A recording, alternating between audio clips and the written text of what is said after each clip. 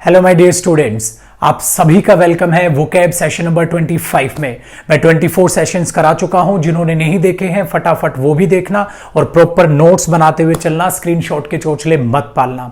ये vocab session number 25 है। आज मैं रूट लेने वाला हूं आइन, जो बहुत इंपॉर्टेंट रूट वर्ड रहेगा। एग्जाम में इससे रिलेटेड बहुत सारे जो है वर्ड्स आ चुके हैं ऑलरेडी। सो बहुत इंपॉर्टेंट वर्ड्स हम करने वाले हैं। इंपॉर्टेंट सेशन है, एंड तक देखना और बहुत अच्छे से कॉपी करते हुए चलना। चलिए स्टार्ट करते हैं अपना वोकैब सेशन नंबर 25। देखिए, जैसा कि मैंने अभी आपको बोला, आज का जो रूट है वो है आइन। अब इसका मीनिंग क्या होता है? अगर मैं मीनिंग से रिलेट करता हूं तो याद रखना, एक लैटिन रूट वर्ड होता है आइनस। ये उस वर्ड से आया है। अगर मैं आइनस का मीनिंग रिलेट करने की कोशिश करता हूं तो याद रखना मेरे भाई, जब भी आप किसी चीज को किसी चीज की तरह दिखाएं, या तो ऑफ से उसका मीनिंग रिलेट करोगे, या आप उसको डायरेक्टली कह सकते हो रिलेटिंग टू, किसी चीज से किसी चीज को रिलेट करना। जैसे सपोज करो कोई बंदा बहुत शातिर है तो मैं उसको कैट, एक बिल्ली से रिलेट करने की कोशिश कर रहा हूं। यार तू तो एकदम क्लेवर है, लाइक अ कैट, तो एकदम चतुर है एक बिल्ली की तरह। इस टाइप से किसी भी एक पर्सन को किसी भी सपोज एनिमल से आप रिलेट करने की कोशिश कर रहे हैं, तो उसके केस में भी जब भी आप ऐसे रिलेट करने की कोशिश करते हैं तो वहां पर आपको रूट नजर आएगा आइन। दूसरा, आप कह सकते हो अगर कोई एक पर्सन किसी सपोज एनिमल की तरह दिखता है, सो आपने उसमें यूज किया रिजेंबलिंग। सो आप इसका मीनिंग एक निकाल सकते हो रिजेंबलिंग, मतलब किसी भी पर्सन का सपोज किसी एनिमल की तरह दिखना। सपोज कुछ ऐसा लोग, कई पर्सन ऐसे होते हैं जो जिनकी नोज एकदम ईगल की तरह, ईगल की जैसे बीक होती है, बीक होती है ना चोंच, ईगल की जैसे चोंच होती है वैसी ही उनकी नोज होती है। सो आपने उस पर्सन को रिजेंबल करने की कोशिश की ईगल से, तो उसके लिए क्या वर्ड होगा? मतलब या तो आप किसी की कैरेक्टरिस्टिक्स, ठीक है, रिलेट करने की कोशिश करो किसी से भी, या किसी का चेहरा ही आप उससे रिलेट करने की कोशिश कर रहे हो। कहते हैं इसका चेहरा ऐसे दिख रहा है जैसे कि ये एक लोमड़ी की तरह हो। तो कैसे भी ऐसे आप रिलेट करने की कोशिश करते हैं, उसके लिए रूट बना है आइन। दिमाग में बैठा इसका मीनिंग में क्या बताने की कोशिश कर रहा हूं, किसी भी चीज को किसी से रिलेट करके देखना या रिजेंबल करके देखना। क्लियर है? सो इसका मीनिंग इस तरीके से हम निकालते हुए चलेंगे। दूसरा, आज के जो वर्ड्स में आपको आइन दिखेगा, हर वर्ड में मैं आइन को एक सफिक्स की तरह यूज करने वाला हूं। इसका मतलब ये वर्ड के एंड में आपको सफिक्स किया हुआ नजर आएगा। क्लियर? किसी न किसी अलग रूट में आपको सफिक्स किया हुआ नजर आएगा आइन, जिसका मीनिंग हमने निकालना है या तो ऑफ, या रिलेटिंग टू, या रिजेंबलिंग। चलिए बातचीत बढ़ाते हैं आगे और मिलते हैं पहले वर्ड से, और उस वर्ड से आपको और अच्छा समझ आएगा मैं इसका मीनिंग क्या रिलेट कर रहा हूं। ध्यान दो, जैसे मैंने पहला वर्ड आपके लिए लिखा पिसाइन, पहला वर्ड मैंने लिखा पिसाइन। अब मैं पिसाइन को अगर रिलेट करूं तो आइन तो मुझे समझ आता है, तो हमें देखना है इसमें दूसरा क्या रूट यूज हुआ है। ध्यान देना, एक वर्ड होता है पिसाइस, एक वर्ड होता है पिसाइस। अब इसका जो मीनिंग होता है, रिलेट करता है, डियर पिसाइस का मीनिंग रिलेट करता है फिश। दूसरा प्लस, इसमें मैंने यूज किया आइन। इसका मतलब आपको आइन से समझ आता है कि रिलेट करना है। रिलेट किससे करना है? पिसाइस। अगर मैं इससे रिलेट करूंगा तो इसका मतलब निकल के क्या आ गया? Like a fish, like a fish. इसका मीनिंग रिलेट करके आ गया, लाइक अ फिश। आप बात करने की कोशिश कर रहे हैं। सपोज करो कोई पर्सन इतनी बेहतर तरीके से स्विम करता है कि आपने उसकी उस स्विम करने की एबिलिटी को रिलेट करने की कोशिश की है फिश से, सो उसके लिए आप पिसाइन वर्ड यूज कर जाओगे। वो कोई बहुत ज्यादा फ्लेक्सिबल है, बहुत ज्यादा फुर्ती है उसके अंदर, एनर्जेटिक इतना ज्यादा, जिसको हम फिश को मान के चलते हैं कि वो बहुत फ्लेक्सिबल होती है, एनर्जेटिक होती है। उसके केस में आपने उस पर्सन को रिलेट करने की कोशिश की, उसके लिए भी वर्ड आप पिसाइन यूज करोगे। सो उसका मतलब उसके अंदर वही कैरेक्टरिस्टिक्स, वही एबिलिटीज है। दूसरी बात, अगर आप किसी वर्ड से किसी पर्सन की एबिलिटीज के बारे में बताओ, ठीक है, उस पर्सन की कैरेक्टरिस्टिक्स के बारे में बताने की कोशिश करो, तो अल्टीमेट आप उस पर्सन के बारे में ही बात कर रहे हो। अगर आप उस पर्सन के बारे में ही बात कर रहे हो तो डियर, ये कैरेक्टरिस्टिक्स बताने वाला वर्ड ऑब्वियसली है पार्ट्स ऑफ स्पीच में क्या डिनोट करेगा? एडजेक्टिव। इसलिए याद रखना, अगर किसी की कैरेक्टरिस्टिक्स आइन बताएगा तो ये जो सफिक्स करके वर्ड फ्रेम करेगा, फॉर्मेशन करेगा, वो अपने आप में एडजेक्टिव ही बनेगा, क्योंकि उसी चीज को आप किसी ना किसी दूसरे से रिलेट करोगे तो उसी की कैरेक्टरिस्टिक्स बताने की आप कोशिश करोगे। इसलिए जो पिसाइन वर्ड है वो एज एन एडजेक्टिव ही यूज किया जाएगा। आसान हो गया कैसे इन वर्ड्स को यूज करते हैं। नेक्स्ट वर्ड पे बढ़ते हैं। तो इस तरीके से याद रखना, लाइक अ फिश, आप उसका मीनिंग निकालोगे। दूसरा, आप अगर इसका मीनिंग नॉर्मल इसी के मीनिंग से भी रिलेट करो तो आप एक मीनिंग और कह सकते हो। सपोज करो आपने बोला कंसर्निंग टू या रिजेंबलिंग अ फिश, आप ये भी कह सकते हो। क्लियर हो गया? कई बार क्या होता है, किसी पर्सन का एकदम थोड़ा सा एंगुलर टाइप का फेस होता है, बहुत पतला सा, एक फिश की तरह रिजेंबल करने की आप उससे कोशिश कर रहे हो, उसके केस में भी आप पिसाइन वर्ड यूज कर सकते हो। तो क्लियर हो गया ना?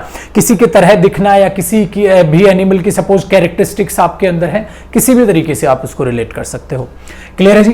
तो ये वर्ड हुआ हमारा पहला। चलिए नेक्स्ट देखते हैं हमें किस एनिमल से हम किस चीज को, कैसे पर्सन को रिलेट करते हैं। दूसरा देखो, मैंने एक वर्ड यूज किया फिलाइन, मैंने एक वर्ड लिखा फिलाइन।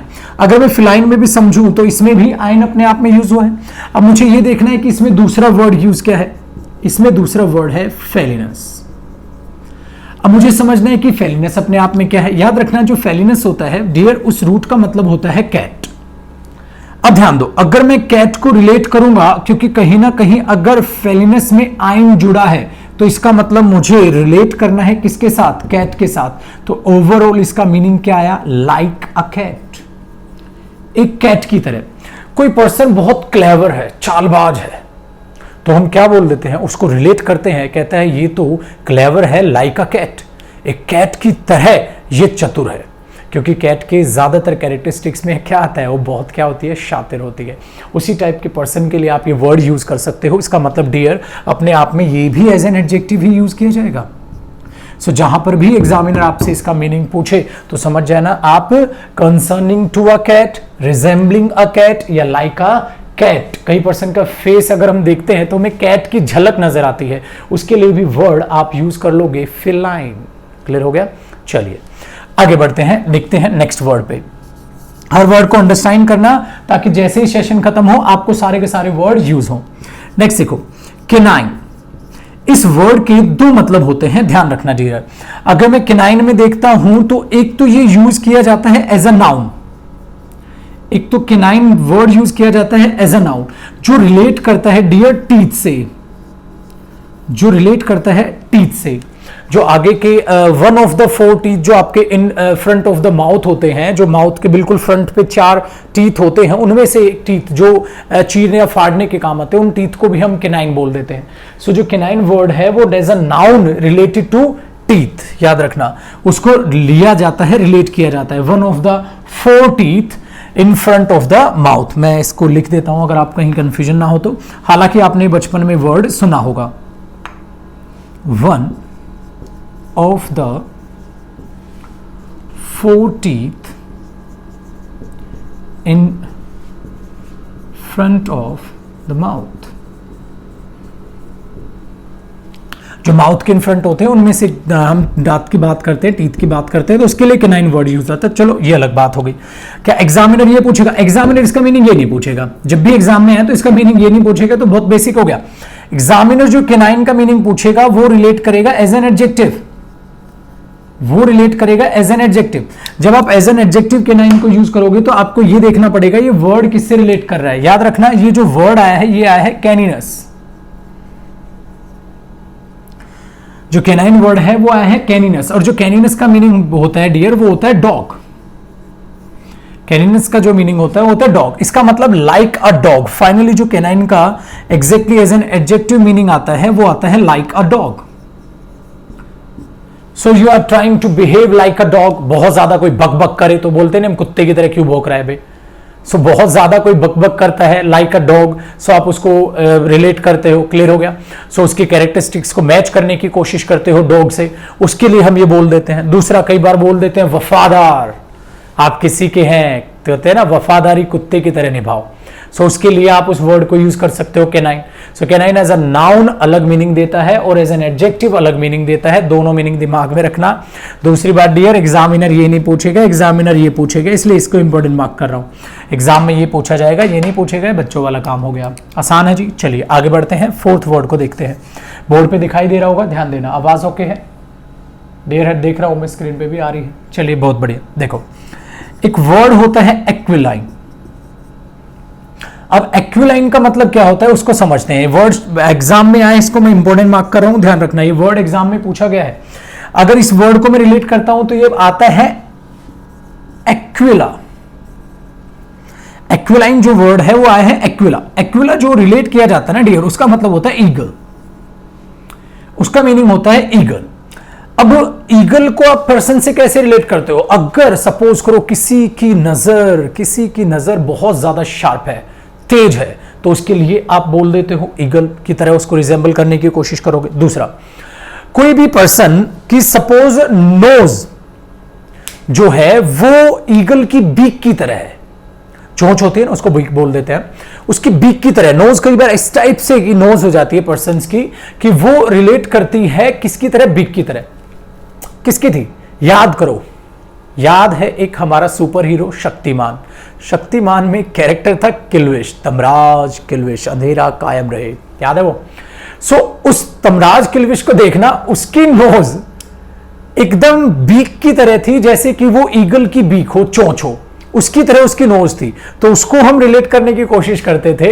तो उसके लिए, तमराज किल्विश के लिए हम वर्ड यूज करेंगे एक्विलाइन। सो एक्विलाइन उस वर्ड से रिलेट किया जा सकता है। इसका मतलब नोज बिल्कुल है किसकी तरह? बीक की तरह, जो है ईगल, उसके लिए आप रिलेट कर जाओगे। तो अपने लिए है, सिंपल है। सो मैं कह सकता हूं जैसे nose curved like the beak of an eagle.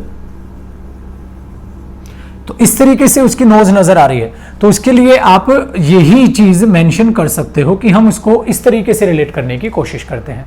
आसान हुआ मेरे भाई, 4 वर्ड हो गए। फटाफट कॉपी करो, प्लीज स्क्रीनशॉट मत लेना, मेंटेन करते हुए चलो अपने नोट्स, दिमाग में छपते हुए चलेंगे वर्ड्स। कॉपी करो, फिर बढ़ते हैं जरा अगले वर्ड्स पे। चलिए डियर, कॉपी हो गया होगा, बढ़ते हैं अगले वर्ड्स पे। तो ध्यान देना, 4 वर्ड्स हो गए, हम 5th की बात करते हैं। अगला जो वर्ड है वो है पोर्साइन। अब अगर मैं पोर्साइन को समझने की कोशिश करता हूं तो याद रखना, ये वर्ड रिलेट करता है पोर्साइनस। जो पोर्साइनस होता है वो रिलेट करता है डियर पिग से। इसका मतलब इस वर्ड में पोर्साइन, आइन तो हमें रिलेट करना ही है, पोर्साइनस से रिलेट करता है। पोर्साइनस का मतलब होता है पिग। इसका मतलब जो आप इस वर्ड का रिलेट करोगे मीनिंग, वो करोगे लाइक अ पिग। होता नहीं, कोई पर्सन सुअर की तरह खाते रहते हैं तो बोलते हैं तो पिग की तरह खाता रहता है, या कई पिगी फेस बना लेते हैं, या कईयों का फेस इस टाइप से रिजेंबल कर रहा है, तो आप रिजेंबलिंग अ पिग उससे रिलेट कर पा रहे हो। सो आप कैसे भी अगर आप उसको रिलेट करोगे तो आप इसी वर्ड को उसी तरीके से यूज कर सकते हो।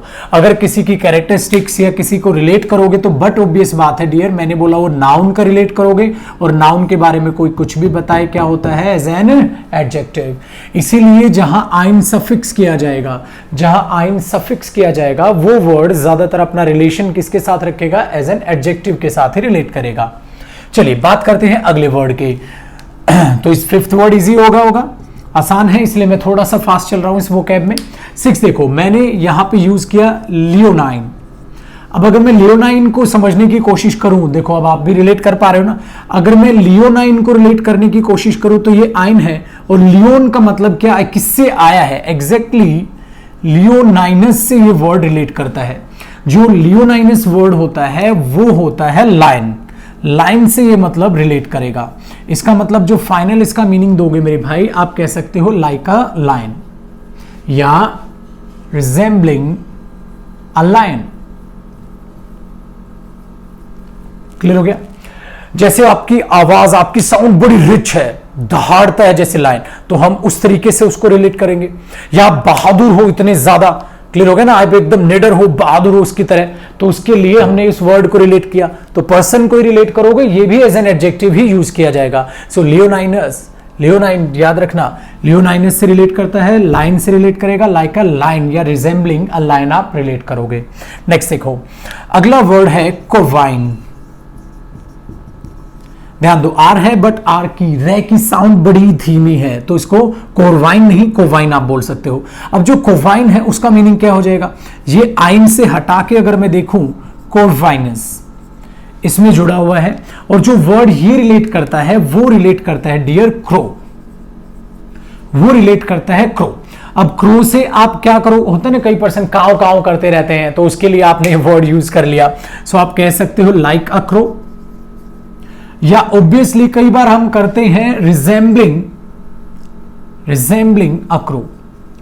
किस तरीके से कि भाई क्रो से सर कोई पर्सन क्रो की तरह कैसे दिख सकता है डियर, उसमें उसने उन्हें बोला कि इन कलर, इसका मतलब वो रिलेट करते हैं बट इन कलर,